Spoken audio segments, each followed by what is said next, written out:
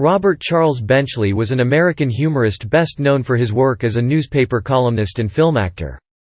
From his beginnings at the Harvard Lampoon while attending Harvard University, through his many years writing essays and articles for Vanity Fair and The New Yorker and his acclaimed short films, Benchley's style of humor brought him respect and success during his life, from his peers at the Algonquin Round Table in New York City to contemporaries in the burgeoning film industry. Benchley is best remembered for his contributions to The New Yorker, where his essays, whether topical or absurdist, influenced many modern humorists. He also made a name for himself in Hollywood, when his short film How to Sleep was a popular success and won Best Short Subject at the 1935 Academy Awards. He also made many memorable appearances acting in films such as Alfred Hitchcock's Foreign Correspondent and Nice Girl. His legacy includes written work and numerous short film appearances. Life and career. Early life. Robert Benchley was born on September 15, 1889, in Worcester, Massachusetts, the second son of Maria Jane and Charles Henry Benchley. They were of Northern Irish and Welsh descent, respectively, both from colonial stock. His brother Edmund was 13 years older. Benchley was later known for writing elaborately misleading and fictional autobiographical statements about himself. His father served in the Union Army for 2 years during the Civil War and had a 4-year hitch in the Navy before settling again in Worcester, marrying and working as a town clerk. Benchley's grandfather Henry Weatherby Benchley, a member of the Massachusetts Senate and lieutenant governor in the mid-1850s, went to Houston, Texas and became an activist for the Underground Railroad, for which he was arrested and jailed. Brother Edmund's death. Robert's older brother Edmund was a fourth-year cadet at West Point in 1898 when his class was graduated early to support preparations for the Spanish–American War. He was killed July 1 at the Battle of San Juan Hill. When news reached the family, Maria's stunned reaction was to cry out, "Why couldn't it have been Robert?" Accounts conflict as to whether Robert heard this. Edmund's fiancée Lillian Duryea, a wealthy heiress, doted on Robert for many years, and Edmund's death may have seeded the pacifist leanings seen in Robert's writing. Additionally, because the news about Edmund had arrived during a July 4 celebration, Robert for the rest of his life associated fireworks with Edmund's death. Meeting his wife. Robert Benchley met Gertrude Darling in high school in Worcester. They became engaged during his senior year at Harvard University, and they married in June 1914. Their first child, Nathaniel Benchley, was born a year later. A second son, Robert Benchley Jr., was born in 1919. Nathaniel also became a writer, and he published a biography of his father in 1955. He was also a well-respected fiction and children's book author. Nathaniel married and also had talented sons who became writers. Peter Benchley was best known for the book Jaws, and Nat Benchley wrote and performed in an acclaimed one-man production based on their grandfather Robert's life. Education. Robert grew up and attended South High School in Worcester and was involved in academic and traveling theatrical productions during high school. Thanks to financial aid from his late brother's fiancée, Lillian Duryea, he could attend Phillips Exeter Academy in Exeter, New Hampshire for his final year of high school. Benchley reveled in the atmosphere at the academy, and he remained active in creative extracurricular activities, thereby damaging his academic credentials toward the end of his term. Benchley enrolled at Harvard University in 1908, again with Duryea's financial help. He joined the Delta Upsilon fraternity in his first year, and continued to partake in the camaraderie that he had enjoyed at Phillips Exeter while still doing well in school. He did especially well in his English and government classes. His humor and style began to reveal themselves during this time. Benchley was often called upon to entertain his fraternity brothers, and his impressions of classmates and professors became very popular. His performances gave him some local fame, and most entertainment programs on campus and many off-campus meetings recruited Benchley's talents. During his first 2 years at Harvard, Benchley worked with the Harvard Advocate and the Harvard Lampoon. He was elected to the Lampoon's board of directors in his third year. The election of Benchley was unusual, as he was the publication's art editor and the board positions typically fell to the foremost writers on the staff. The Lampoon position opened a number of other doors for Benchley, and he was quickly nominated to the Signet Society Meeting Club as well as becoming the only undergraduate member of the Boston Papyrus Club at the time. Along with his duties at the Lampoon, Benchley acted in a number of theatrical productions, including hasty pudding productions of The Crystal Gazer and Below Zero. He also held the position of Crocodilos for the Pudding in 1912. Benchley kept these achievements in mind as he began to contemplate a career for himself after college. Charles Townsend Copeland, an English professor, recommended that Benchley go into writing, and Benchley and future Benchley illustrator Gluyas Williams from the Lampoon considered going into freelance work writing and illustrating theatrical reviews. Another English professor recommended that Benchley speak with the Curtis Publishing Company. But Benchley was initially against the idea, and ultimately took a position at a civil service office in Philadelphia. Owing to an academic failure in his senior year due to an illness, Benchley would not receive his Bachelor of Arts from Harvard until the completion of his credits in 1913. His shortcoming was the submission of a «scholarly paper», which Benchley eventually rectified by a treatise on the U.S.-Canadian fisheries dispute, written from the point of view of a cod. He took a position with Curtis shortly after he received his diploma. Early professional career Benchley did copy work for the Curtis Company during the summer following graduation, while doing other odd service jobs, such as translating French catalogues for the Boston Museum of Fine Arts. In September, he was hired by Curtis as a full-time staff member, preparing copy for its new house publication, Obiter Dicta. The first issue was roundly criticized by management, who felt it was too technical, too scattering, and wholly lacking in punch. Things did not improve for Benchley and Obiter Dicta, and a failed practical joke at a company banquet further strained the relationship between Benchley and his superiors. He continued his attempts to develop his own voice within the publication, but Benchley and Curtis were not a good match, and he eventually left, as Curtis was considering eliminating Benchley's role and he had been offered a position in Boston with a better salary. Benchley held a number of similar jobs in the following years. His re-entry into public speaking followed the annual Harvard-Yale football game in 1914, where he presented a practical joke involving Professor Sung giving a question-and-answer session on football in Chinese. In what the local press dubbed, the Chinese Professor Caper, Sung was played by a Chinese American who had lived in the United States for over 30 years, and pretended to answer questions in Chinese while Benchley translated. While his public profile rose, Benchley continued with freelance work, which included his first paid piece for Vanity Fair in 1914, titled, Hints on Writing a Book, a parody of the non-fiction pieces then popular. While Benchley's pieces were bought by Vanity Fair from time to time, his consistent work dried up, and he took a position with the New York Tribune. Benchley started at the Tribune as a reporter. He was a very poor one, unable to get statements from people quoted in other papers, and eventually had greater success covering lectures around the city. He was promised a position at the Tribune's Sunday magazine when it launched, and he was moved to the magazine staff soon after he was hired, eventually becoming chief writer. He wrote 2 articles a week, the first a review of non-literary books, the other a feature-style article about whatever he wanted. The liberty gave his work new life, and the success of his pieces in the magazine convinced his editors to give him a signed byline column in the Tribune proper. Benchley filled in for P.G. Wodehouse at Vanity Fair at the beginning of 1916, reviewing theater in New York. This inspired staff at the Tribune magazine to creativity for articles, but the situation at the magazine deteriorated as the pacifist Benchley became unhappy with the Tribune's position on World War I, and the Tribune editors were unhappy with the evolving tone and irreverence of the magazine. In 1917, the Tribune shut down the magazine, and Benchley was out of work again. When a rumored opening for an editorial position at Vanity Fair fell through, Benchley decided he would continue freelancing, having made a name for himself at the magazine.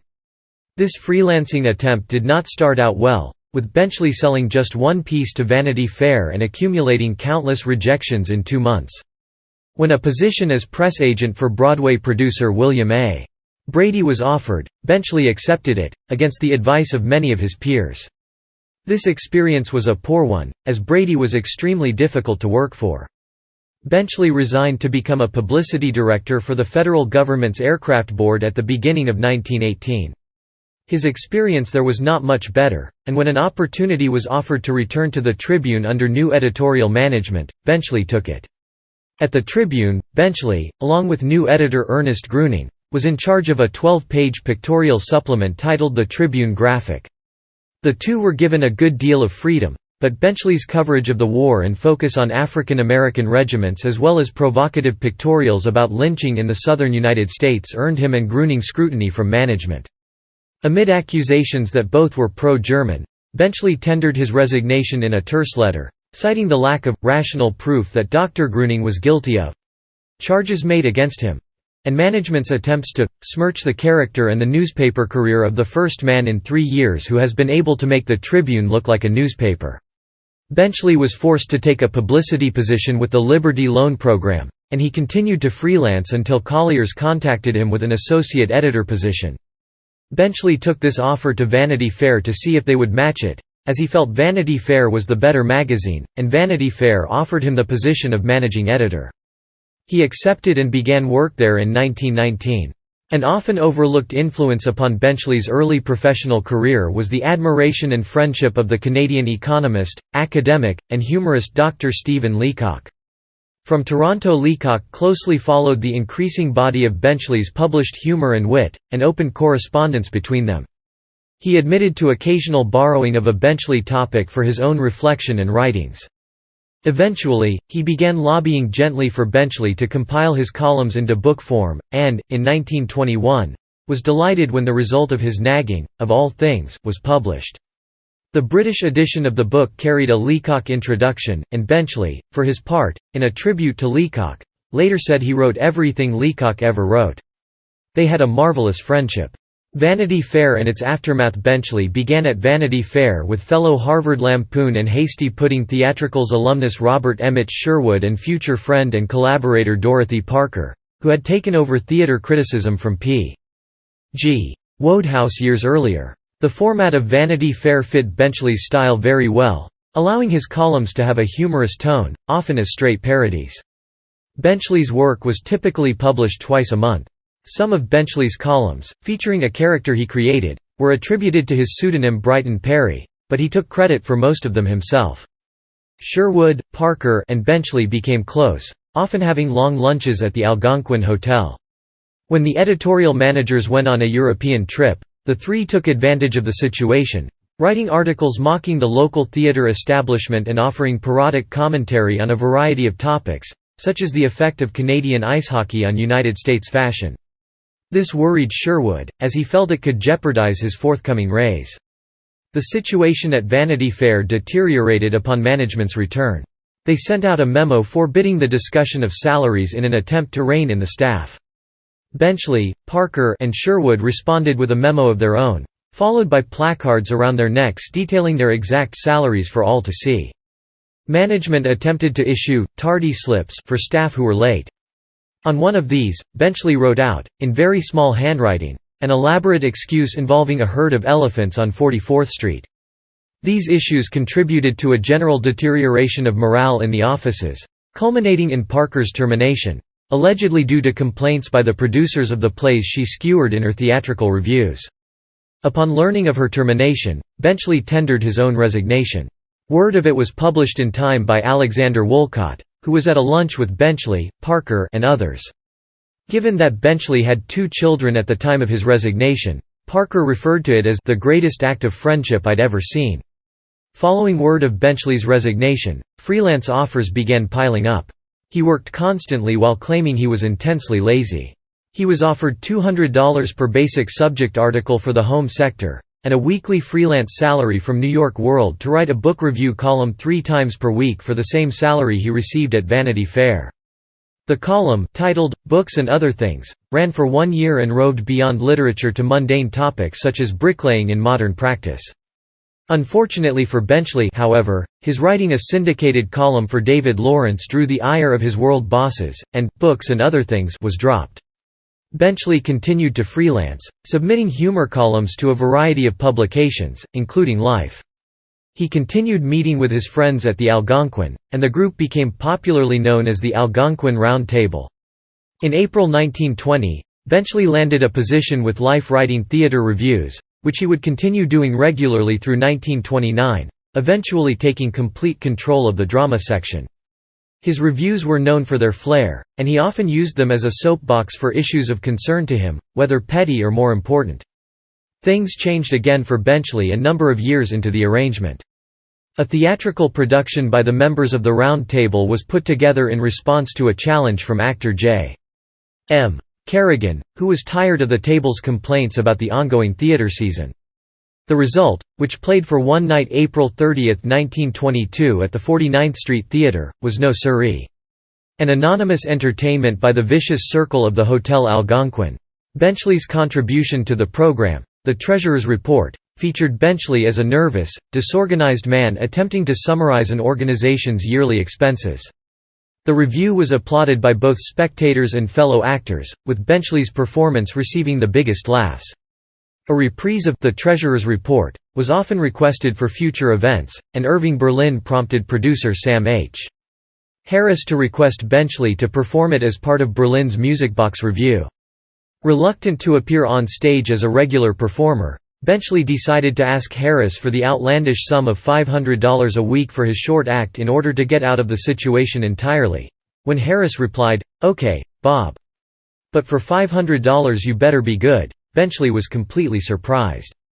The Music Box Revue opened in September 1921 and ran until September 1922, with Benchley appearing in his 11-minute turn 8 times a week. Hollywood and The New Yorker call Benchley had continued to receive positive responses from his performing, and in 1925 he accepted a standing invitation from film producer Jesse L. Lasky for a 6-week term writing screenplays at $500. While the session did not yield significant results, Benchley did get writing credit for producing the title cards on the Raymond Griffith silent film You'd Be Surprised, and was invited to do some titling for 2 other films. Benchley was also hired to help with the book for a George Gershwin musical, Smarty, starring Fred Astaire. Benchley's name and Fred Thompson's were listed as the book writers on the sheet music issued during the try-out period. This experience was not as positive, and most of Benchley's contributions were excised and the final product, Funny Face, did not have Benchley's name attached. Worn down, Benchley moved to his next commitment, an attempt at a talkie version of The Treasurer's Report. The filming went by quickly, and though he was convinced he was not good, The Treasurer's Report was a financial and critical success upon its release in 1928. Benchley participated in 2 more films that year, a second talking film he wrote, The Sex Life of the Polyp, and a third starring but not written by him, The Spellbinder, all made in the Fox Movietone sound on film system and released by Fox Films. The films enjoyed similar success and were critically acclaimed, and Benchley was signed to a deal to produce more films before heading back to New York to continue writing. As Life would say following his eventual resignation in 1929, Mr. Benchley has left dramatic criticism for the talking movies. During the time that Benchley was filming various short films, he also began working at The New Yorker, which had started in February 1925 under the control of Benchley's friend Harold Ross. While Benchley, along with many of his Algonquin acquaintances, was wary of getting involved with another publication for various reasons, he completed some freelance work for The New Yorker over the first few years, and was later invited to be newspaper critic. Benchley initially wrote the column under the pseudonym Guy Fawkes, and the column was well received. Benchley tackled issues ranging from careless reporting to European fascism, and the publication flourished. He was invited to be theater critic for The New Yorker in 1929. Leaving Life, and contributions from Wolcott and Parker became regular features in the magazine. The New Yorker published an average of 48 Benchley columns per year during the early 1930s. With the emergence of The New Yorker, Benchley was able to stay away from Hollywood work for a number of years.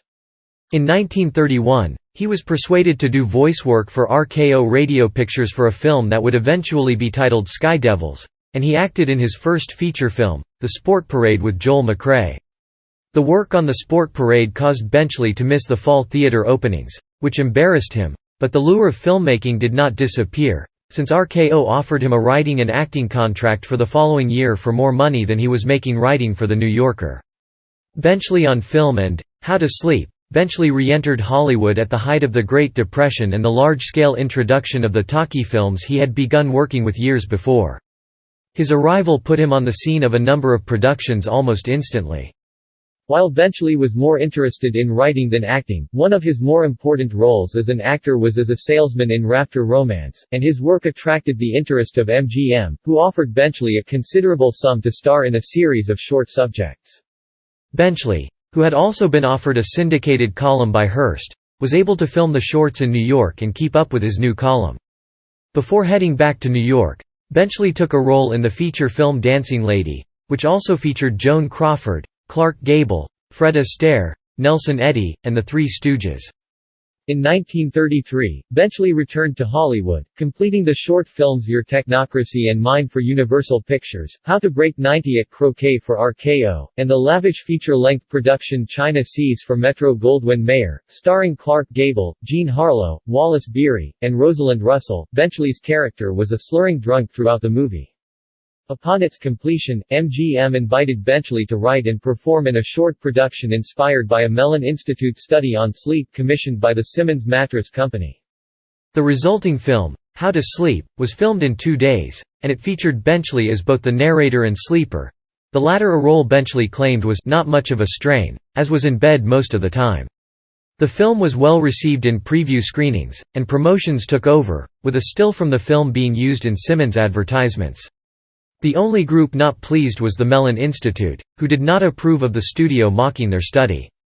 This was followed in 1936 by How to Be a Detective.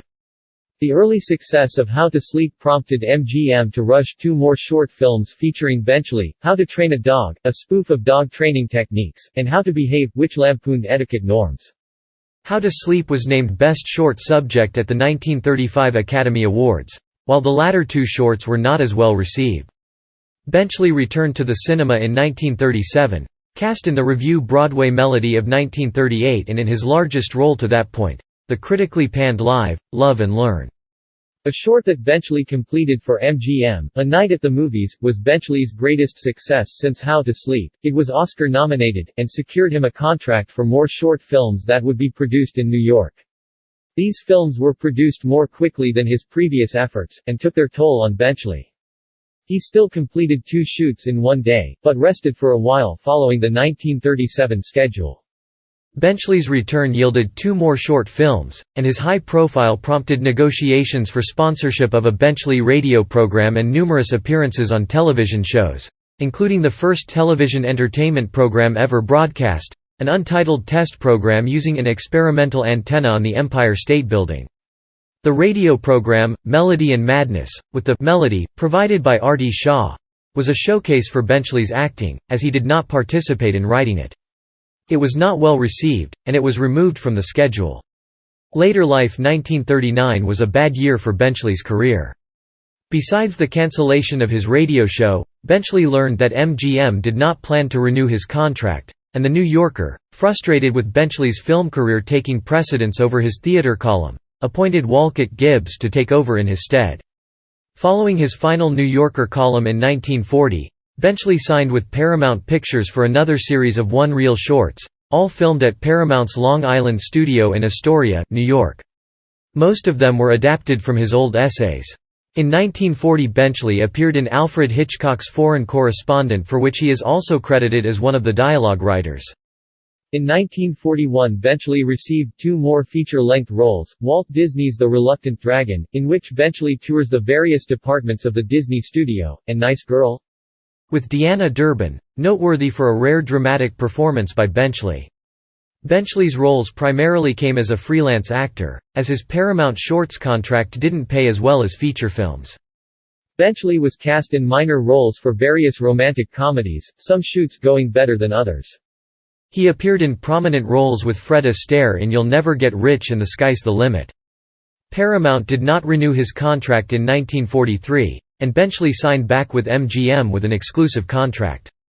The situation was not positive for Benchley, as the studio mishandled him and kept Benchley too busy to complete his own work. His contract concluded with only 4 short films completed and no chance of signing another contract. Following the printing of 2 books of his old New Yorker columns, Benchley gave up writing for good in 1943, signing 1 more contract with Paramount in December of that year. While Benchley's books and Paramount contract were giving him financial security, he was still unhappy with the turn his career had taken.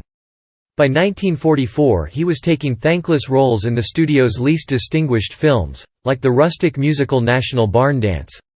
By this time Robert Benchley's screen image was established as a comic lecturer who tried but failed to clarify any given topic. In this capacity, Paramount cast him in the 1945 Bob Hope Bing Crosby comedy Road to Utopia. Benchley interrupts the action periodically to explain the nonsensical storyline. On April 22, 1945, he guest-starred on the Blue Network's top-rated radio series The Andrews Sisters Show, sponsored by Nash Motor Cars and Kelvinator Home Appliances. Death. Though Benchley had been a teetotaler in his youth, in later life he drank with increasing frequency, and eventually he was diagnosed with cirrhosis of the liver. While he completed his year's work, his condition continued to deteriorate, and he died in a New York hospital on November 21, 1945. His funeral was private, and his body was cremated and interred in a family plot on the island of Nantucket. In 1960, Benchley was posthumously inducted into the Hollywood Walk of Fame with a motion picture star at 1724 Vine Street.